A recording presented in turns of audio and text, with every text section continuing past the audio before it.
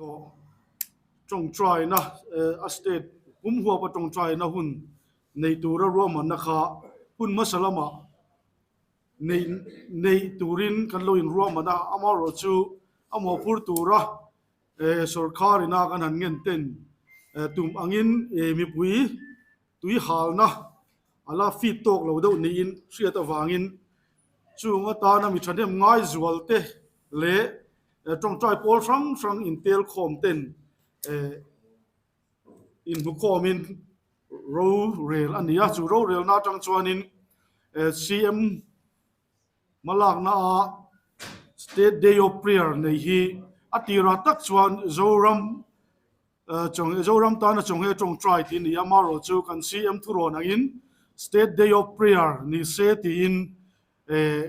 aming te po kan thak ta a chutiat an kalmek lai chuanin dil na te lamwal kan dua mizoram a mun thaber ne kan riat lamwal kan han tia kan han kala lamwal hi katiang ang tak sa khona ang taka ang yalang au taka man kha alo rem lutuk lawa chu wang chuanin ngai to na thar kan han nei le ta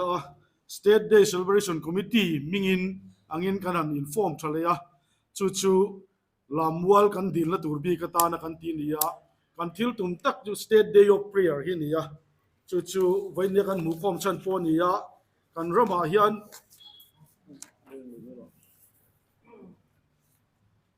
ngai tuana manga ramtana trong chaya malatu mitam takan oma eveng sang ko sang te hianin ramtana trong chai pol hian lo om thu amaya chung ho ten en chuan in mu khomin nga kan han la a chuta chuan voinia kan in mu khom chan state day of prayer hi lo chuak ta a chu voinia kan in mu khom chan chu nia chuan kan chief minister du dan ang takin state day of prayer committee chu yang hian kan an inform ta a patrona pulal du oma chief minister ania chairman a chuan reverend ke thanjawa working chairman a chuan upa evroding liana minister ania vice chairman pani kan nia reverend dar chungnunga upa dr r vanlal jawa general secretary a upa dr pcb axiama secretary a hian pizo moi le upa si lian zuala zo than moi o treasurer hian pichal than pui te ania financial secretary a hian pi baby zo nun moi ania advisor pani kan nia chung te chu reverend si lian zuala le upa lal luna te anni chuan he committee hianin ministry sang prayer group sang mi te le parachas te le yma mhp te ne na tho hawa ko sang te ne na he ni hi rampum puina kan man thina turata na rom man na te kan nia state day of prayer man dan tura chuan ari ruang te kan an duanga chung ari ruang kan an duan chu tia hian kan ti china ahunatan ni somni February thole ni ania eta hianin adu tan zinga changpon alo trong trai thea adu tan dar khata emi hun main function hi dar khata chan tur ania emi ma zong hi lam wala zain pathian fakin trong trai in hun kan lo manga chuan official function ka dar khata chan tur ania chu kan chief minister pulal du oman kami hun kami ron man puyaga anin address there on nenga chu minu chuan trong trai na hun hi se som thuma kalpui tu mania chu aswai tu te po kan anin bua a chunga chuanin program kim chang tak te kan han nia chu nakina secretary te po hian an ron soi chu kanga kaka voina kan mu khom chan tlang pui chu nia tin district sanga district lian dawa kuna chep to van kal tur kan an tia voine kan thu the pak Mizoram chung le po na zo na thak om te po hian kan program hi min lo zom turin kan du khop maya chumi chu a thei chuanin voini hi kan media te hi voini chuanin kan man ro poi mo tak rong bol na ta na man ro poi mo tak in ni wangin chemical tang hian kan thu te lo ngai thla a zoram chung le po na zo na thak om te po hian campaign laia min lo tong trai puyang khan he tong trai na hun hi min lo zom ve tur pon kan du tak meu a chu chu azau the ang bera media lo ma te po min lo pon saka voin nia kan thu le la te poi min lo ken darsak turin kan so min kan ngien chau nia tu na kan chairman in adu zong te han sei ve se thange